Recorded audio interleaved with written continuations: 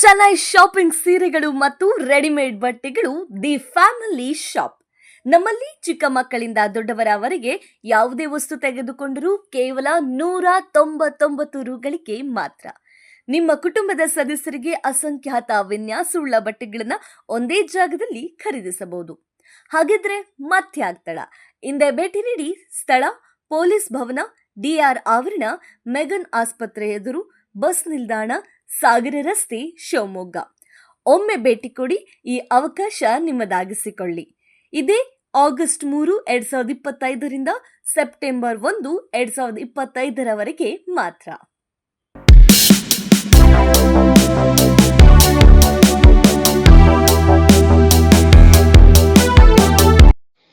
ರಾಜ್ಯದಲ್ಲಿ ಹೆಚ್ಚುತ್ತಿರುವ ಹೃದಯಾಘಾತ ಪ್ರಕರಣಗಳ ಕುರಿತು ವಿಧಾನ ಪರಿಷತ್ ಸದಸ್ಯ ಡಾಕ್ಟರ್ ಧನಂಜಯ ಸರ್ಜಿ ಅವರು ಸರ್ಕಾರದ ಗಮನ ಸೆಳೆದರು. ಸರ್ಕಾರಿ ಆಸ್ಪತ್ರೆಗಳಲ್ಲಿ ಹೃದಯಾಘಾತ ತಡೆಗಟ್ಟಲು ಅಗತ್ಯ ವ್ಯವಸ್ಥೆಗಳನ್ನು ಕಲ್ಪಿಸಬೇಕು ಎಂದು ಅವರು ಆಗ್ರಹಿಸಿದರು. ಅಧಿವೇಶನದಲ್ಲಿ ಮಾತನಾಡಿದ ಡಾಕ್ಟರ್ ಸರ್ಜಿ, ಹೃದಯಾಘಾತದ ಸಂದರ್ಭದಲ್ಲಿ ಇಸಿಜಿ ಪರೀಕ್ಷೆ ನಡೆಸಿದರೂ ಹೃದಯ ಸಂಬಂಧಿ ಕಾಯಿಲೆಗಳನ್ನು ಸ್ಪಷ್ಟವಾಗಿ ದೃಢಪಡಿಸಲು ಸಾಧ್ಯವಾಗುವುದಿಲ್ಲ. ಹೃದಯ ಸಂಬಂಧಿ ಕಾಯಿಲೆಗಳಿಂದ ಮತ್ತು ಧೂಮಪಾನದ ಅಭ್ಯಾಸವಿರುವವರಿಗೆ ಟಿಎಂಟಿ ಪರೀಕ್ಷೆ ಹಾಗೂ ಕಾಯಿಲೆಗಳನ್ನು ಪತ್ತೆ ಹಚ್ಚಲು ಟ್ರೋಪೋನಿನ್ ಐ ಪರೀಕ್ಷೆ ಮಾಡುವುದು ಅವಶ್ಯಕ ಎಂದರು. ಆದರೆ ರಾಜ್ಯದ ಯಾವ ತಾಲೂಕು ಆಸ್ಪತ್ರೆಯಲ್ಲೂ ಈ ಎರಡೂ ಪರೀಕ್ಷೆಗಳನ್ನು ನಡೆಸಲು ವ್ಯವಸ್ಥೆ ಇಲ್ಲ ಎಂದು ಅವರು ಆರೋಗ್ಯ ಸಚಿವ ದಿನೇಶ್ ಗುಂಡೂರಾವ್ ಅವರ ಗಮನಕ್ಕೆ ತಂದರು. ಈ ಬಗ್ಗೆ ಕೂಡಲೇ ಸರ್ಕಾರ ಕ್ರಮ ಕೈಗೊಳ್ಳಬೇಕಾಗಿ ಅವರು ಒತ್ತಾಯಿಸಿದರು. ಅವಕಾಶಕ್ಕಾಗಿ ಧನ್ಯವಾದಗಳು ಮಾನ್ಯ ಸಭಾಪತಿಗಳೇ. ನನ್ನ ಚುಕ್ಕಿ ಗುರುತಿನ ಪ್ರಶ್ನೆ 693 ಮಾನ್ಯ ಆರೋಗ್ಯ ಮತ್ತು ಕುಟುಂಬ ಕಲ್ಯಾಣ ಸಚಿವರಿಗೆ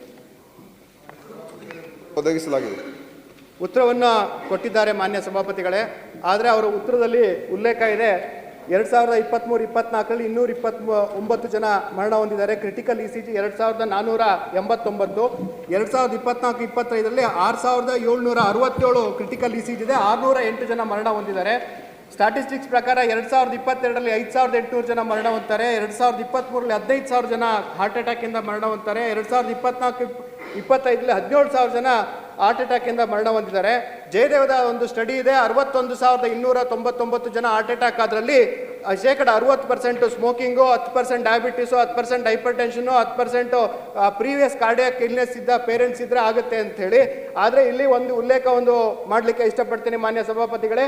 ಇದು ಇಸಿಜಿ ಟೆಸ್ಟ್ ಅನ್ನ ಮಾಡ್ತಾರೆ, ಬಟ್ ಇಸಿಜಿ ಟೆಸ್ಟ್ ಕನ್ಫರ್ಮೇಟರಿ ಆಗಲ್ಲ. ಬೆಸ್ಟ್ ಸ್ಕ್ರೀನಿಂಗ್ ಟೆಸ್ಟ್ ಅಂದ್ರೆ ಎರಡು, for example cardiac previous history ಇದ್ದು ಮತ್ತೆ ಸ್ಮೋಕಿಂಗ್ ಹ್ಯಾಬಿಟ್ ಇದ್ರೆ ಅವರಿಗೆ TMT ಮಾಡಬೇಕು.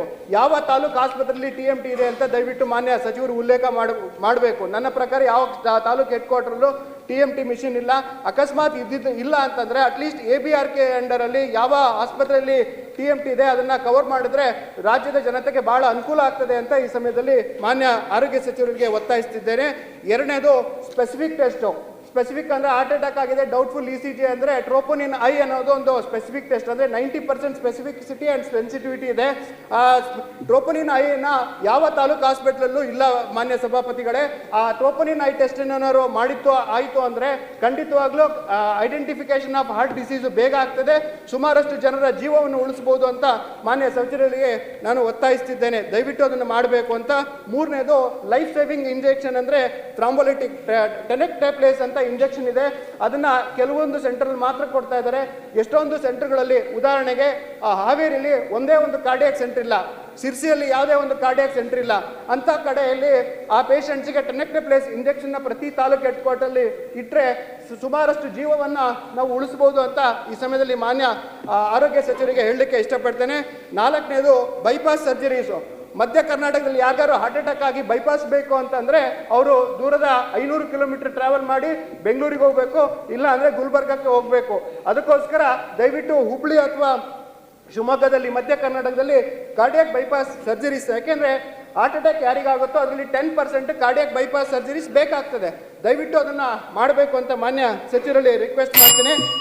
ಮಾನ್ಯ ಸಭಾಪತಿಗಳಿಗೆ ಇನ್ನೊಂದು ಕ್ವಶನ್ನು, ಇದರಲ್ಲಿ ಗ್ಯಾರಂಟಿಯ ಇದನ್ನ ಎಲ್ಲ ಕಡೆ ಪೇಜ್ ಗಟ್ಟಲೆ ಕೋಟಿ ಗಟ್ಟಲೆ ಖರ್ಚು ಮಾಡಿ ಅಡ್ವರ್ಟೈಸ್ಮೆಂಟ್ ಕೊಡ್ತಾರೆ.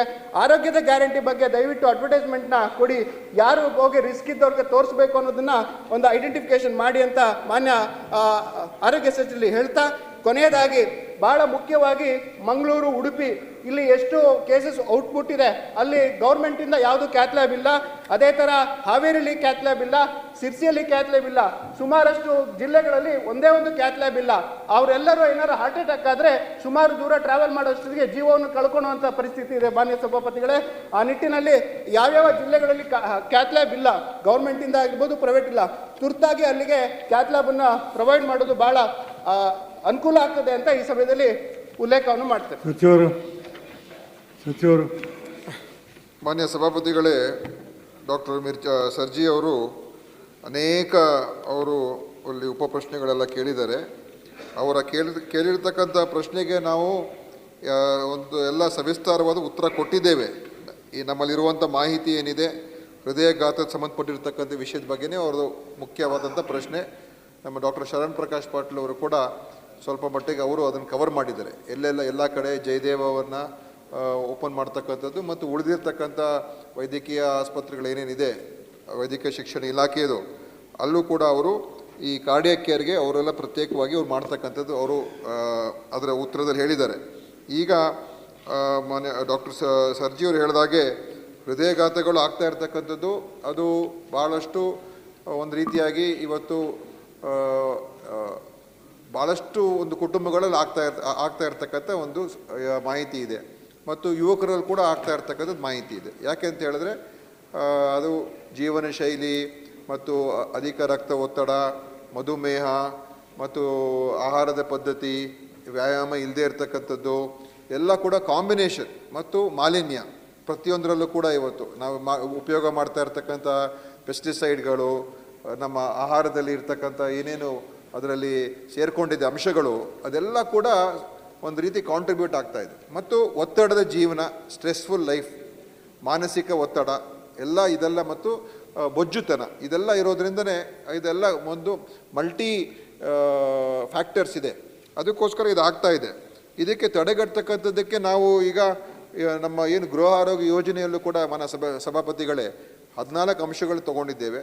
ಅದೇನಂತ ಹೇಳಿದ್ರೆ, ಒಂದು ಕಡೆ ನಾವು ಈ BP ಶುಗರನ್ನು ಪತ್ತೆ ಹಚ್ಚುವಂಥದ್ದು ಮತ್ತು ಬೇರೆ ರಿಸ್ಕ್ ಫ್ಯಾಕ್ಟರ್ಸ್ ಕೂಡ ಅಲ್ಲಿ ನೋಡ್ತೀವಿ, ಅವರಿಗೆ ಅಡ್ವೈಸು ಕೂಡ ಮಾಡ್ತೀವಿ. ಮತ್ತು ಯಾರ್ಯಾರಿಗೆ BP ಶುಗರ್ ಇರ್ತದೆ ಅವ್ರಿಗೆ ಅದು ನಮಗೆ ದೃಢೀಕರಣ ಆದ ನಂತರ ಅವರಿಗೆ ಶಾಶ್ವತವಾಗಿ ಅವರಿಗೆ ಔಷಧಿಗಳನ್ನು ಕೊಡುವಂಥದ್ದು, ಅದನ್ನು ವಿತರಣೆ ಮಾಡುವಂಥದ್ದು ನಾವು ಮಾಡ್ತಾಯಿದ್ದೀವಿ. ಅದು ಒಂದು ಕಂಟ್ರೋಲ್. ಯಾಕಂದರೆ BP ಶುಗರ್ ಕಂಟ್ರೋಲ್ ಮಾಡಿದ್ರೆ ಅದು ಅನೇಕ ಬೇರೆ ರೋಗಗಳಿಗೆ ಅದು ಏನು ತಡೆ ಹಿಡಿಯೋದಕ್ಕೆ ಸಾಧ್ಯ ಆಗ್ತದೆ. ಅದು ಹೃದಯಾಘಾತನೇ ಇರ್ಬೋದು, ಕ್ಯಾನ್ಸರೇ ಇರ್ಬೋದು, ಕಿಡ್ನಿ ಸಮಸ್ಯೆ ಇರ್ಬೋದು, ಅಥವಾ ಪಾರ್ಶ್ವವಾಯು ಇರ್ಬೋದು, ಯಾವುದೇ ಇರ್ಬೋದು, ಇದೆಲ್ಲ ಕೂಡ ಇದೇ ಮೂಲ. ಸೊ ಈ ಮೂಲದಲ್ಲಿ ನಾವು ಅಡ್ರೆಸ್ ಮಾಡಬೇಕು ಅಂತ ಹೇಳೇ ಈ ಯೋಜನೆಗೆ ನಾವು ಭಾಳ ಒತ್ತು ಕೊಡ್ತಾ ಇದ್ದೀವಿ. ಈಗ ಎಲ್ಲ ಜಿಲ್ಲೆಗಳಲ್ಲಿ ನಾವು ಮಾಡಿದ್ದೇವೆ ಮತ್ತು ಬೇರೆ ಅಂಶಗಳು ಕೂಡ ಸೇರಿಸಿದ್ದೇವೆ. ಈಗ ನಿದ್ದೆಯ ಕೊರತೆ ಮತ್ತು ಈ ಬೊಜ್ಜುತನ ಮತ್ತು ಬೇರೆ ಡಯಾಬಿಟಿಕ್ ಫುಟ್ಟು, ಡಯಾಬಿಟಿಕ್ ಇದೆಲ್ಲ ಬೇಕಾದಷ್ಟು ಬೇರೆ ಅಂಶಗಳಿದೆ. ಅದ್ರ ಬಗ್ಗೆ ನಾನು ಹೇಳೋಕ್ಕೆ ಹೋಗೋದಿಲ್ಲ. ಆದರೆ ಏನು ಡಾಕ್ಟರ್ ಸರ್ಜಿ ಅವರು ಹೇಳಿದ್ದಾರೆ, ಒಂದು ಹೇಳಿದ್ರು ಅವರು ಎಲ್ಲ ಆಸ್ಪತ್ರೆಗಳಲ್ಲಿ ಸ್ವಲ್ಪ ಫೆಸಿಲಿಟಿಯನ್ನು ಮಾಡಿ ಅಂತ ಹೇಳಿದ್ದಾರೆ. ಕ್ಯಾತ್ ಲ್ಯಾಬ್ ಬಗ್ಗೆ ಮಾತಾಡಿದ್ರು. ಕ್ಯಾತ್ ಲ್ಯಾಬ್ಗಳು ಅದು ಏನಂತ ಹೇಳಿದ್ರೆ ಕಾರ್ಡಿಯಾಕ್ ಕೇರು ಸ್ವಲ್ಪ ಅದು ಸೂಪರ್ ಸ್ಪೆಷಾಲಿಟಿ ಕೇರ್, ಅದು ಎಲ್ಲ ನಮ್ಮ ಮೆಡಿಕಲ್ ಎಜುಕೇಷನಲ್ಲಿ ಮಾಡ್ತಾರೆ. ಆದರೂ ಕೂಡ ಈಗ ನಮ್ಮ ಇಲಾಖೆಯಿಂದನೂ ಕೂಡ ನಾವೀಗ ಮಾಡೋದಕ್ಕೆ ಮಂಗಳೂರಿನಲ್ಲಿ ಮಾಡೋದಕ್ಕೆ ಒಂದು ತೀರ್ಮಾನ ಆಗಿದೆ. CV ರಾಮನ್ ನಗರ್ ಆಸ್ಪತ್ರೆಯಲ್ಲಿ, ನಮ್ಮ ಆಸ್ಪತ್ರೆಯಲ್ಲೂ ಕೂಡ ಮಾಡೋದಕ್ಕೆ ನಾವು ತೀರ್ಮಾನ ಮಾಡ್ತಾ ಇದ್ದೀವಿ. ಆಮೇಲೆ ಹೊಸಪೇಟೆ ಆಸ್ಪತ್ರೆಯಲ್ಲೂ ಕೂಡ ಅಲ್ಲೂ ಒಂದು ಮಾಡೋದಕ್ಕೆ ನಾವು ಯೋಚನೆ ಮಾಡ್ತಾ ಇದ್ದೀವಿ. ಇದೆಲ್ಲ ಕೂಡ ಒಂದು ಹಂತದಲ್ಲಿದೆ ಮಾನ್ಯ ಸಭಾಪತಿಗಳೇ. ಆದ್ದರಿಂದ ಆದಷ್ಟು ಎಲ್ಲ ಕಡೆ ಈ ಕಾರ್ಡಿಯಾಕ್ ಕೇರ್ಗೆ ಒಂದು ಒತ್ತನ್ನು ಕೊಡಬೇಕು ಅಂತ. ಯಾಕಂದರೆ ಇದು ಪ್ರಿವೆಂಟಬಲ್. ಇದು ಕಾರ್ಡಿಯಾಕ್ ಅರೆಸ್ಟನ್ನು ನಾವು ಮೊದಲೇ ಪತ್ತೆ ಹಚ್ಚಿದ್ರೆ ಅಥವಾ ಸರಿಯಾದ ಸಮಯಕ್ಕೆ ಪತ್ತೆ ಹಚ್ಚಿದ್ರೆ ನಾವು ಆ ಜೀವವನ್ನು ಉಳಿಸ್ಬೋದು. ಈಗ ಅವರು ನಾವು ಫಿಗರ್ಸ್ ಕೊಟ್ಟರು, ನಮ್ಮ ಪುನೀತ್ ರಾಜ್ಕುಮಾರ್ ಯೋಜನೆ ಅಡಿಯಲ್ಲಿ ಎಷ್ಟೆಷ್ಟು ನಾವು ಮಾಡಿದ್ದೇವೆ ಅಂತ. ಈ ವರ್ಷ ನಾವು ಅಂದರೆ ಕಳೆದ ವರ್ಷ ಸುಮಾರು 86 ಆಸ್ಪತ್ರೆಗಳಲ್ಲಿದೆ. ಈ ವರ್ಷ ನಾವು ಪ್ರತಿಯೊಂದು ತಾಲೂಕು ಆಸ್ಪತ್ರೆ ಮತ್ತು ಸಮುದಾಯ ಆರೋಗ್ಯ ಕೇಂದ್ರಗಳಲ್ಲೂ ಕೂಡ ಎಲ್ಲೆಲ್ಲಿ ಫೆಸಿಲಿಟಿ ಚೆನ್ನಾಗಿದೆ ಅಲ್ಲಿ ಈ ಟೆಲಿ ECG ವ್ಯವಸ್ಥೆಯನ್ನು ತೊಗೊಂಬರ್ತಾ ಇದ್ದೀವಿ. ಏನು ಈಗ ಈ ಹೃದಯ ಜ್ಯೋತಿ ಯೋಜನೆಯಲ್ಲಿದೆ ಅದನ್ನು ಇಡೀ ರಾಜ್ಯಕ್ಕೆ ವಿಸ್ತರಣೆ ಮಾಡ್ತೀವಿ ಈ ವರ್ಷ. ಸೊ ಅಲ್ಲಿ ಯಾರಿಗೆ ಈ ರೀತಿಯ ಹೃದಯ ಒಂದು ಚಿಕಿತ್ಸೆ ಪಡ್ಕೊಳ್ತಕ್ಕಂಥದ್ದಕ್ಕೆ ಅವರಿಗೆ ECGಯನ್ನು ತೊಗೊಳ್ತಕ್ಕಂಥದ್ದಕ್ಕೆ ಅದನ್ನು ಟೆಲಿ ECG ಅಂತ ಏನು ಮಾಡಿದ್ದೀವಿ ಅಂತ ECG ತೊಗೊಳ್ತೀವಿ. ಅದು ಎಕ್ಸ್ಪರ್ಟ್ಸನ್ನು ಅದನ್ನು ನೋಡ್ತಾರೆ, ಅದ್ರ ಏನೋ ಅನುಮಾನ ಇದ್ದರೆ ಅವರಿಗೆ ಸಲಹೆ ಕೊಡ್ತಾರೆ ಮುಂದೆ ಏನು ಮಾಡಬೇಕು ಅಂತ. ಸೊ ಅದನ್ನು ಒಂದು ಸ್ಕ್ರೀನಿಂಗನ್ನು ಮಾಡುವಂಥ ವ್ಯವಸ್ಥೆ ಮಾಡ್ತಾ ಇದ್ದೀವಿ. ಅದ್ರ ಮುಖಾಂತರ ಅದು ಈ ವರ್ಷ ರಾಜ್ಯ ವ್ಯಾಪ್ತಿಗೆ ತೊಗೊಂಡ್ಬರ್ತಾ ಇದ್ದೀವಿ. ಮತ್ತು ಟೆನೆಕ್ಟ್ ಪ್ಲೇಸ್ ಬಗ್ಗೆನೂ ಹೇಳಿದ್ರು, ಎಲ್ಲೆಲ್ಲಿ ಈ ಟೆಲಿ ECG ಇರ್ತದೆ ಅಲ್ಲೆಲ್ಲ ಕೂಡ ಈ ಟೆನೆಕ್ಟ್ ಪ್ಲೇಸ್ ಇಂಜೆಕ್ಷನ್ ಕೊಡ್ತೀವಿ. ಅದ್ರ ಮುಖಾಂತರ ಕ್ಲಾಟ್ ಆಗಿದ್ರೆ ಅವ್ರಿಗೆ ಆ ಸಮಯದಲ್ಲಿ ಆ ಇಂಜೆಕ್ಷನ್ ಕೊಟ್ಟರೆ ಆ ಕ್ಲಾಟ್ ಕರಗುತ್ತೆ, ಆ ಜೀವ ಬದುಕ್ತದೆ. ಆಮೇಲೆ ಬೇಕಾದ್ರೆ ನಂತರ ಅವ್ರು ಬೈಪಾಸ್ ಮಾಡ್ಕೋಬೋದು, ಇನ್ನೊಂದು ಮಾಡ್ಕೋಬೋದು, ಏನಾದ್ರು ಮಾಡ್ಕೋಬೋದು. ಇಲ್ಲದೆ ಹೋದ ಅನೇಕ ಸಂದರ್ಭಗಳಲ್ಲಿ ಹೃದಯಾಘಾತ ಆಗಿರ್ತದೆ, ದಾರಿಯಲ್ಲೇ ತೀರ್ಕೊಂಡ್ಬಿಡ್ತಾರೆ ಆಸ್ಪತ್ರೆ ಮುಟ್ಟುವಷ್ಟೊತ್ತಿಗೆ. ಸೊ ಈ ಥರದ ಒಂದು ಸುಮಾರು 25,000 ವೆಚ್ಚ ಒಂದು ಇಂಜೆಕ್ಷನ್ಗೆ, ಅದು ಉಚಿತವಾಗಿ ನಾವು ಕೊಡ್ತಾ ಇದ್ದೀವಿ ಮನೆ ಸಭಾಪತಿಗಳು, ಅದನ್ನು ಮಾಡಿದ್ದೀವಿ. ಮತ್ತು ಅವ್ರು ಹೇಳಿದಾಗೆ ಕಾರ್ಡಿಯಾಕ್ ಬೈಪಾಸ್ಗೂ ಮಾಡಿದ್ದಕ್ಕೆ ಹೇಳಿದ್ದಾರೆ, ಅದು ವೈದ್ಯಕೀಯ ಶಿಕ್ಷಣ ಇಲಾಖೆಯವರು ಅದನ್ನು ಮಾಡ್ತಾ ಇದ್ದಾರೆ. ಮತ್ತು ಹೆಚ್ಚು ಪ್ರಚಾರ ಕೊಡಿ ಅಂತಲೂ ಕೇಳಿದ್ದಾರೆ. ಖಂಡಿತವಾಗಿಯೂ ಇದರ ಬಗ್ಗೆ ನಾವು ಅರಿವನ್ನು ಜಾಗೃತಿ ಮೂಡಿಸಬೇಕು, ಜನರಲ್ಲಿ ಗೊತ್ತಾಗಬೇಕಿದು. ಯಾಕಂದರೆ ಇದೆಲ್ಲ ನಮ್ಮ ಕೈಲಿರುವಂಥದ್ದು. ಇವತ್ತು ಹೃದಯಾಘಾತವನ್ನು ಅದು ನಾವು ತಡೆಗಟ್ಟಿಸ್ಬೋದು, ಕಮ್ಮಿ ಮಾಡ್ಬೋದು. ಯಾಕಂತ ಹೇಳಿದ್ರೆ ಅನೇಕ ಕಾರಣಗಳು, ಅದು ಸ್ವಯಂ ಕೃತ್ಯ ಅಪರಾಧಗಳು, ಅನೇಕ ಕಾರಣಗಳು. ಸೊ ನಾವು ಅದಕ್ಕೆ ಶಾಲೆಗಳಲ್ಲೇ ಇರ್ಬೋದು ಅಥವಾ ಬೇರೆ ಬೇರೆ ಸಂಸ್ಥೆಗಳಲ್ಲೂ ಕೂಡ ಇರ್ಬೋದು, ಅದ್ರ ಬಗ್ಗೆನೂ ನಾವು ಒಂದು ಶಿಕ್ಷಣ ನೀಡ್ತಕ್ಕಂಥ ವ್ಯವಸ್ಥೆಗೆ ನಾವು ಸಲಹೆಗಳು ಶಿಕ್ಷಣ ಇಲಾಖೆಗೆ ಕೂಡ ಕೊಟ್ಟಿದ್ದೇವೆ. ಮತ್ತು ಇನ್ನೊಂದೇನು, AED ಡಿವೈಸ್ ಏನಿದೆ, ಡಿಫಿಬ್ರಿಲೇಟರ್ ಅಂತ ಏನು ಹೇಳ್ತೀವಿ, ಅದು ಈ ಹಾರ್ಟ್ನ ಹಾರ್ಟ್ ಎಲೆಕ್ಟ್ರಿಕಲ್ ಸಿಸ್ಟಮನ್ನು ರಿವೈವ್ ಮಾಡುವಂಥ ಒಂದು ಮೆಷಿನ್ ಅದು. ಸೊ ಅದನ್ನು ಕೆಲವು ಕಡೆ ನಮ್ಮ ಹತ್ರ ಮಾಡಬೇಕು ಅಂತ ಹೋದ ವರ್ಷನೇ ತೀರ್ಮಾನ ಮಾಡಿದ್ದು. ಆದರೆ ಎಲ್ಲಿ ಅಳವಡಿಸ್ಬೇಕು ಅಂದರೆ ಈಗ ರೈಲ್ವೆ ಸ್ಟೇಷನ್ಗಳಲ್ಲಿ ಮತ್ತು ಬಸ್ ಸ್ಟ್ಯಾಂಡ್ಗಳು, ಕೇಂದ್ರ ಬಸ್ ಸ್ಟ್ಯಾಂಡಲ್ಲಿ, ಏರ್ಪೋರ್ಟ್ಗಳಲ್ಲಿ ಎಲ್ಲಿ ಸ್ವಲ್ಪ ಟೆಕ್ನಿಕಲ್ ಮ್ಯಾನ್ ಪವರ್ ಇರುವಂಥ ಜಾಗದಲ್ಲಿ ಅದನ್ನು ಇಟ್ಟರೆ, ಸ್ವಲ್ಪ ಟ್ರೈನ್ ಮಾಡಿದ್ರೆ ಅದನ್ನು ಉಪಯೋಗಿಸೋ ಕೂಡ ಅವಕಾಶ ಆಗುತ್ತೆ. ಯಾಕಂದರೆ ಅನೇಕ ಸಂದರ್ಭದಲ್ಲಿ ಹಾರ್ಟ್ನ ರಿವೈವ್ ಮಾಡುವಂಥ ಶಕ್ತಿ ಅದಕ್ಕೆ ಇರ್ತದೆ. ಸೊ ಅದನ್ನು ಕೂಡ AED ಡಿವೈಸನ್ನು ಯೂಸ್ ಮಾಡಬೇಕು ಅಂತಲೂ ನಾವು ಈ ವರ್ಷದಲ್ಲಿ ಆಲೋಚನೆ ಮಾಡ್ತಾ ಇದ್ದೀವಿ. ಸೊ ಇಷ್ಟು ಮಾನ್ಯ ಸಭಾಪತಿಗಳೇ ಈ ವಿಚಾರದಲ್ಲಿ ನಾವು ಉತ್ತರ ಕೊಟ್ಟಿದ್ದೇವೆ. ಬಹುಶಃ ಅವ್ರಿಗೆ ಅದರ ಬಗ್ಗೆ ಉತ್ತರ ಅವರಿಗೆ ಸರಿಯಾಗಿದೆ ಅಂತ ಅನ್ಸುತ್ತೆ ಅಂತ ಅನ್ಕೊಂಡಿದ್ದೀನಿ. ಮಾನ್ಯ ಸಭಾಪತಿಗಳೇ, ಮಾನ್ಯ ಆರೋಗ್ಯ ಸಚಿವರು ಒಳ್ಳೆ ಕೆಲಸವನ್ನು ಮಾಡ್ತಾ ಇದ್ದೀರಾ, ನಮ್ಮ ಹರ್ಷಗುಪ್ತ ಸಾಹೇಬರು ತಾವು ಮಾಡ್ತಿದ್ದೀರಾ. ಬಟ್ ಒಂದು ನಾನು ರಿಕ್ವೆಸ್ಟ್ ಮಾಡೋದು ಇಷ್ಟೇ, ಎಲ್ಲೆಲ್ಲಿ ECG ಡೌಟ್ಫುಲ್ ಬರುತ್ತೆ, ಎಲ್ಲಿ ಹೈ ರಿಸ್ಕ್ ಇರುತ್ತೆ ಅಲ್ಲಿ TMT ಮಾಡಬೇಕು ಅಂದರೆ ನಿಮಗೆ ಅಟ್ಲೀಸ್ಟ್ ABRKಯಲ್ಲಿ ಅಂಡರ್ನ ಪ್ರೈವೇಟ್ ಹಾಸ್ಪಿಟಲ್ ಕೊಲಾಬ್ರೇಷನ್ ಮಾಡಿ ಒಂದು TMT ಒಂದು ಮಾಡಿದರೆ ತುಂಬ ಅನುಕೂಲ ಆಗ್ತದೆ, ಆರೋಗ್ಯಕ್ಕೆ ಭಾಳ ಅನುಕೂಲ ಆಗ್ತದೆ ಅಂತ ಒಂದನೇದು.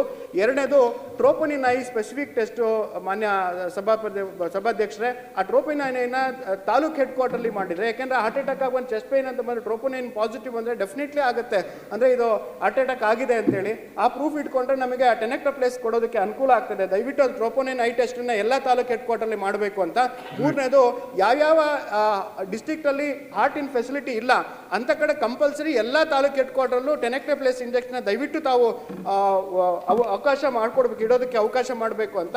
ನಾಲ್ಕನೇದು, ಶಿವಮೊಗ್ಗ ಮತ್ತು ಹುಬ್ಳಿಯಲ್ಲಿ ಒಂದು ಬೈಪಾಸ್ ಮಾಡುವಂಥ ಸರ್ಜರೀಸ್ನ ಮಾಡೋದಕ್ಕೆ ಅನುಕೂಲ ಮಾಡಿದರೆ ನಿಜವಾಗ್ಲೂ ರಾಜ್ಯದ ಜನತೆಗೆ ಭಾಳ ಅನುಕೂಲ ಆಗ್ತದೆ ಅಂತ ಈ ಸಮಯದಲ್ಲಿ ಹೇಳಿ. ಇಲ್ಲ ಮಾನ್ಯ ಸಭಾಧ್ಯಕ್ಷರು, ಈಗ ಟೆನೆಕ್ಟ್ ಪ್ಲೇಸ್ ಈಗ ಎಲ್ಲ ತಾಲೂಕು ಆಸ್ಪತ್ರೆಗೆ ವಿಸ್ತರಣೆ ಆಗ್ತದೆ, ಆಯಿತಾ? ಅದು ಬಟ್ ನೀವು ಹೇಳಿದ ಮೊದಲೇ ಸಲಹೆ ಏನಿದೆ ಖಂಡಿತವಾಗಿ ನಾನು ಚರ್ಚೆ ಮಾಡ್ತೀನಿ ಅಂತ ಹೇಳಿದ್ರೆ, ಒಂದು TMT ಅದು ಒಂದು ಟೆಸ್ಟ್ ಮಾಡಬೇಕು ಅಂತ, ಸ್ಟ್ರೆಸ್ ಟೆಸ್ಟ್ ಅದು. ಆಮೇಲೆ ABRK ಅಡಿಯಲ್ಲಿ ಇನ್ನೊಂದು ಅವರು ಏನು ಹೇಳಿದ್ರಿ, ಟೆಕ್ನಿಕಲ್ ವರ್ಡ್ ನನಗೆ ಗೊತ್ತಿಲ್ಲ, ಇಲ್ಲ ಇನ್ನೊಂದೇನು ಹೇಳಿದ್ರಲ್ಲ, ಟ್ರೋಪೋನಿನ್ ಟೆಸ್ಟ್ ಮಾಡಬೇಕು ಅಂತ. ನಾನು ಅದ್ರ ಬಗ್ಗೆ ಚರ್ಚೆ ಮಾಡ್ತೀನಿ. ಅದು ಅಳವಡಿಸೋಕೆ ಸಾಧ್ಯ ಅಂದರೆ ಖಂಡಿತ ಅದನ್ನು ಕೂಡ ಮಾಡ್ತೀನಿ. ಅದ್ರ ಬಗ್ಗೆ ನಾನು ಖಂಡಿತವಾಗಿ ಅದ್ರ ಬಗ್ಗೆ ಪರಿಶೀಲನೆ ಮಾಡಿ ಕ್ರಮ ತಗೊಳ್ತೇನೆ.